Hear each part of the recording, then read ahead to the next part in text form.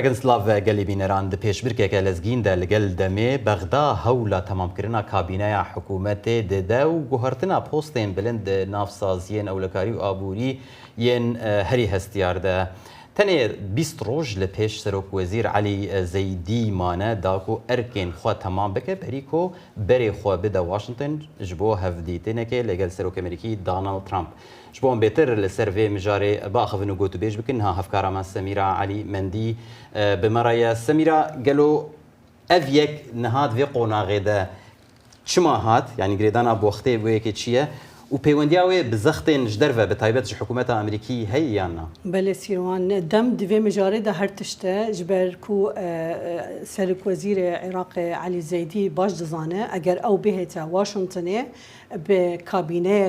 كيم جبركو حتى نه وزاره ماينه بوزير جوانا يا هري جرن وزاره برلمانيه وزاره هندور اوي نشان بده كو حكومتها وي لاوازه وقلسه جبرويكي او نها هول دده كو وزاره خو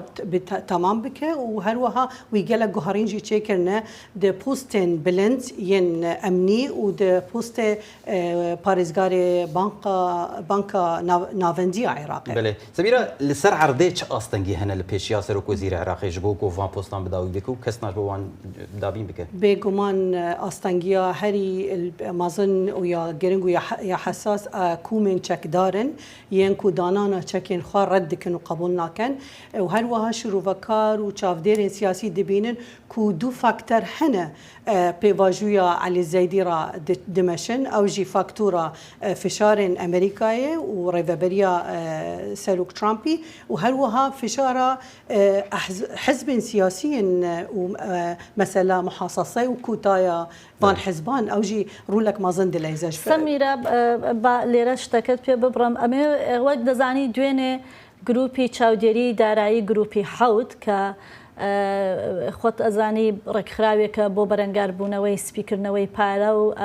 دابینکردنی بەرەنگاربوونەوەی دابینکردنی پارە بۆ تێرۆر و ئەو شتانە. عێراقی جارێکی دیکە خستەوە ناو لیستی خۆڵەمێشیەوە وەک دەزانی لە ساڵی 2010 عێراق لادرابوو لەناو ئەم لیستە. ئەمە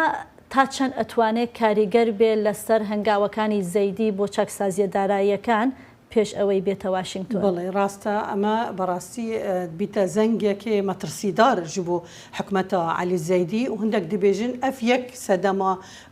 و که بو کو پارزگار بانک ناوندی عراق علی العلاق بهتا جوهرین اف از بارم اف بريارن هوصا وعراق بمينة ناف ليستا جوردا وتشي دبا بتا ليستا رشدا اصطنجيك مازنج بو زيدي ودبي چار سر بك بريا سردانا واشنطن. بله گلک سپاس افکارم سميرة علي مندي سپاس بوان نوچو پیزانین انت. سپاس.